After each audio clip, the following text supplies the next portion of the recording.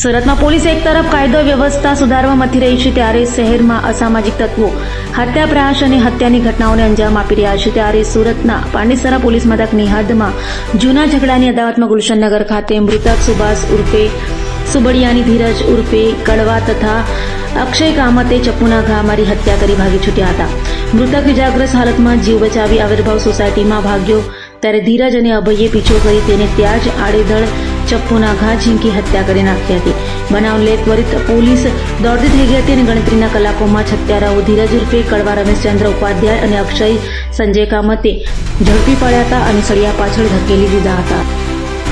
કે આરોપી ધીરજ અને અક્ષય નાઓને મરણ જનાર સુભાષ સાથે 8 વાગે બબાલ થઈ. તે બબાલના ભાગરૂપે તેઓ એકબીજાનો બદલો લેવાની પેરવી કરી રહ્યા હતા.